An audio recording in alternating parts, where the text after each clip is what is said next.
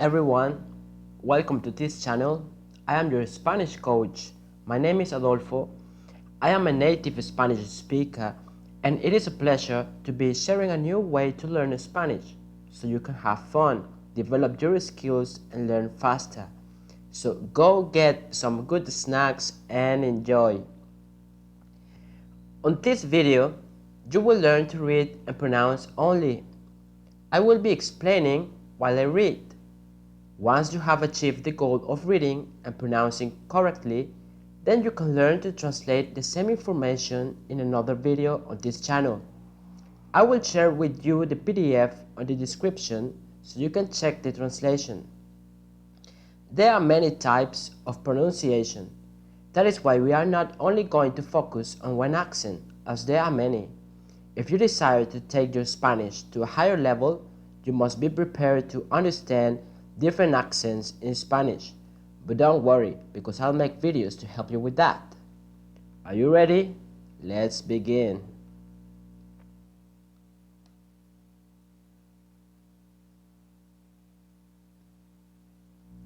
For this activity, I will need you to pause the video and try to read the selected part. Ready? Take your time.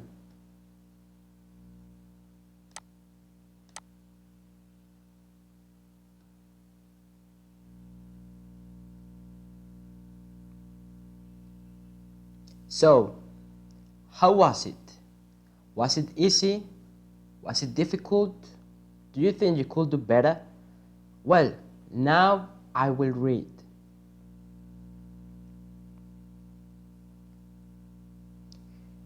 ¿Tienes una cáscara de naranja? No la tires, porque esto es lo que puedes hacer. So, listen guys. When we talk about pronunciation, we have to know that there are many types of pronunciation. You have to know that in Spanish, there are many countries where we find Spanish as the first language, right? So, so even in one country, for example, in Mexico, there are many types of pronunciation, as well as in Spain or Argentina, okay? So there are many accents, even in one country. So to make this easier, I prefer you to pronounce according to what you like, okay? If you like one accent, it's okay. If you prefer to have like a standard accent, it's okay. If you prefer the accent from Spain, it's okay. So, I am from Mexico, but I will teach you different types of accents, different accents, okay? So, how can we say in Mexico this what we see here? So we have a question and it is, ¿tienes una cáscara de naranja? ¿Tienes una cáscara de naranja? No la tires, porque esto es lo que puedes hacer. Now, this word hacer, this word in Spain is pronounced hacer, with the tongue behind your front teeth. Hacer. So they would say, no la tires, porque esto es lo que puedes hacer. That is in Spain, okay? But in most of the countries, like Argentina, like Mexico, like Colombia, okay, many others, we only pronounce it hacer, okay? So, yes, hacer this is the way we pronounce this word, hacer, okay? Okay. Now, for example, in Argentina, they don't say tienes. They don't say tienes. They say tenés una cáscara de naranja. Okay.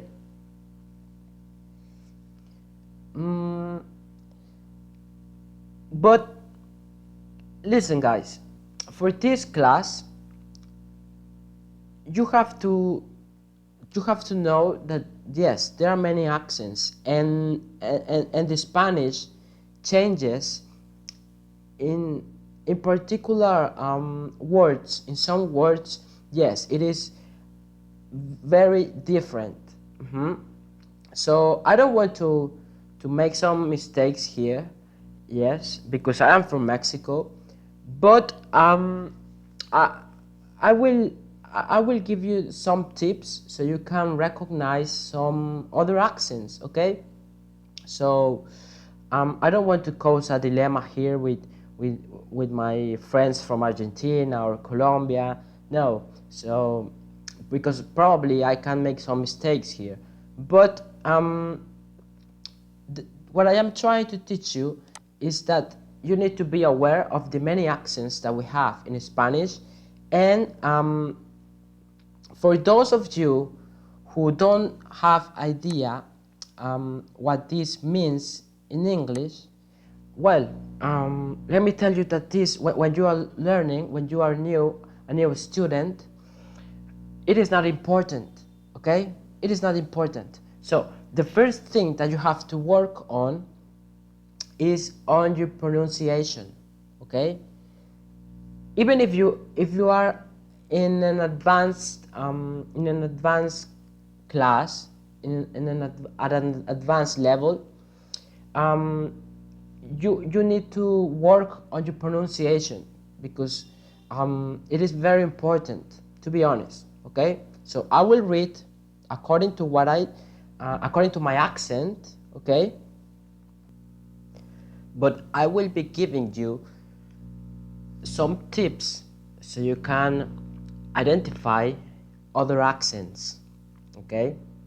Just like me, because for Spanish speakers that we are natives, we can sometimes easily identify other accents.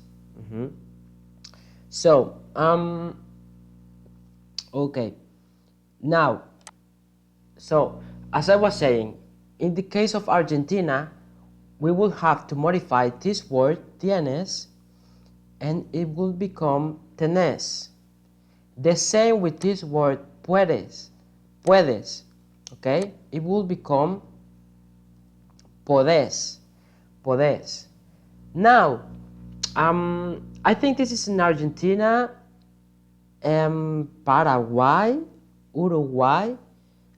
I'm not sure if in Chile, but share on the comments, please, if you have any idea of the pronunciation there for this word, okay?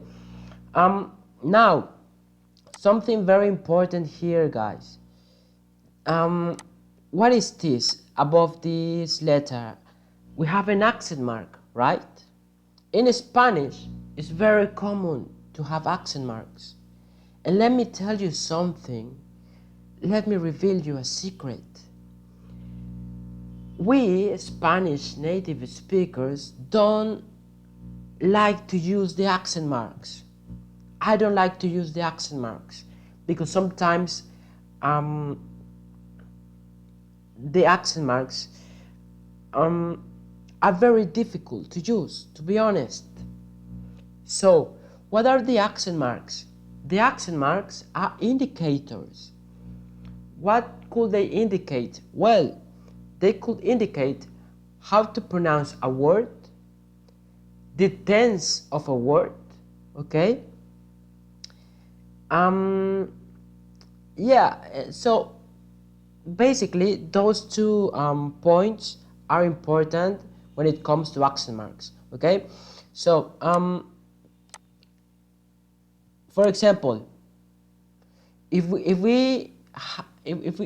this accent mark didn't exist when it exists here, for example, if it was only like this, okay, you have to know that with the accent mark it is pronounced cáscara, cáscara, right? Cáscara. But without the accent mark, probably it would be cascara, cascara, cascara. Okay? So, yes, there is a difference. Now, for example, tenés. Well, now this word needs an accent mark, so I can finally say tenés, tenés. And the same thing with this other word, podés. Okay? Here we have the accent mark, podés. So these are just a few examples of the many of the variations of Spanish. Okay, so what's next? Okay, now try to read all of the, well, at least this, and pause the video, okay, and I will read when you finish. Okay, so here it says, no teníamos idea de que se puede hacer esto con un poco de cáscara de naranja. Okay, this is an expression.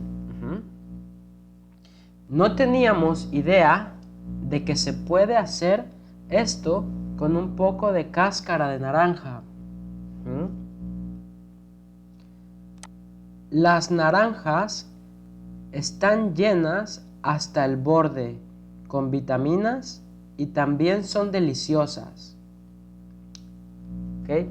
Las naranjas están llenas hasta el borde con vitaminas y también son deliciosas. Now, in Spain, they would say deliciosas. Okay? Deliciosas. Remember the sound of this letter, the letter C. In Spain, it sounds like this, deliciosas, deliciosas. But in all the other countries in America, we say deliciosas. Okay? Deliciosas.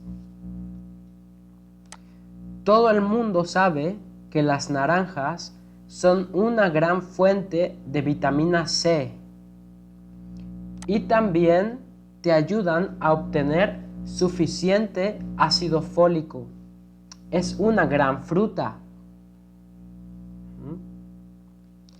Pero ¿sabías que puedes hacer algo realmente divertido con la cáscara sobrante? Descubre qué puedes hacer en la página siguiente. Now, so here it is important to know the pronunciation of words like this. Suficiente, suficiente.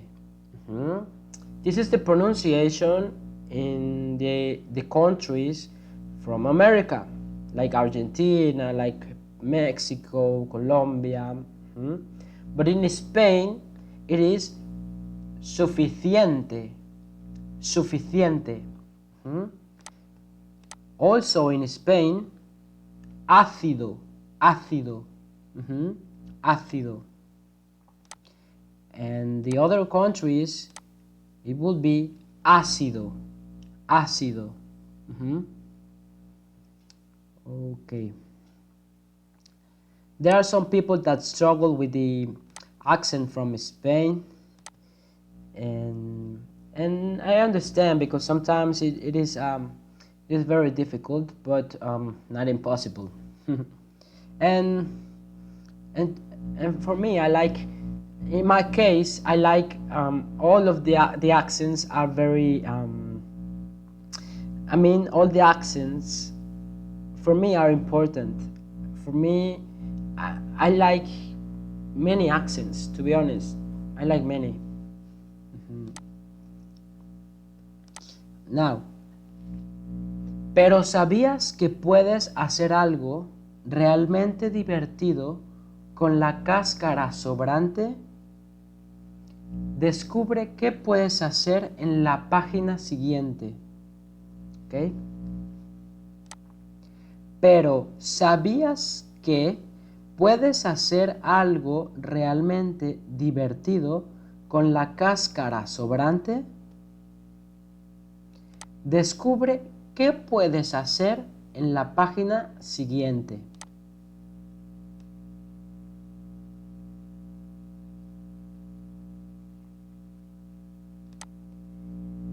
Velas perfumadas. Si pelas las naranjas de tal manera que te queden dos mitades iguales de cáscara, puedes hacer algo realmente bonito. Puedes hacer tus propias velas perfumadas. Las dos piezas sobrantes de cáscara de naranja sirven como cuencos pequeños. Es una alternativa barata a tener que comprar todo tipo de velas perfumadas caras. Además, es un proyecto de manualidades divertido y fácil que dejará tu hogar con un olor increíble. ¿Qué necesitas? Or, ¿qué necesitas? In Spain. Dos mitades de cáscara de naranja. Dos mitades de cáscara de naranja. Dos velitas con base de metal. Una cacerola. Una cacerola. Now, guys, here many people make some mistakes and they will say uno, right? Because this is the number one. This is el número, este es el número uno. It is correct to say uno, but when we have a word, I mean when we are counting something, we have to know, for example, here it says cacerola. In Spain, it will be cacerola. So, this word is like feminine word. It's a feminine word. So, in this case, we say una cacerola. Okay? Una cacerola. That's the way we pronounce. Una cacerola. But what if instead of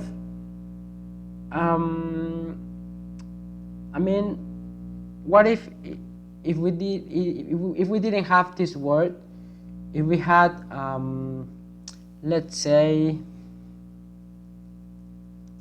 this is the first word that comes off the top of my head, which is dog. This means dog. Perro. But this is masculine word, okay? And for masculine words, we have to say un, okay? We don't say uno either, okay? We say un, okay? Un perro, for example.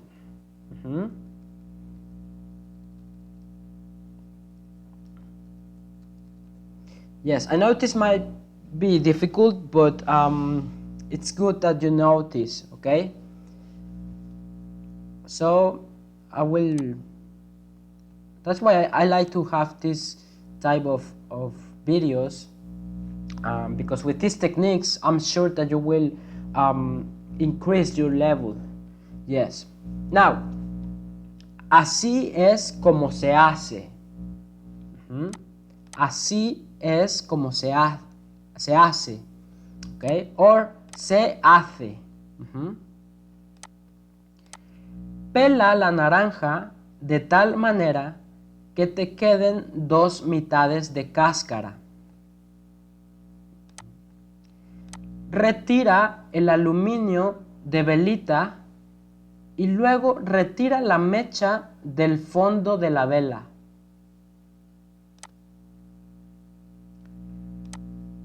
Derrite la cera de vela, or cera, right? So we have two types of pronunciation here. The one from Spain, which is cera, or the other one, which is more common in America, which is cera, okay?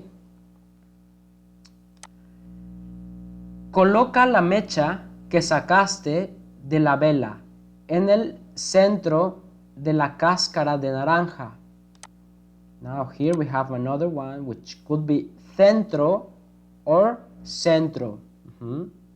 So in Spain sometimes this letter has the same sound that the letter S.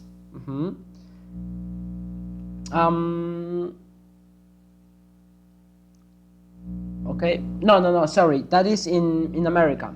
In America, okay? Don't confuse, okay?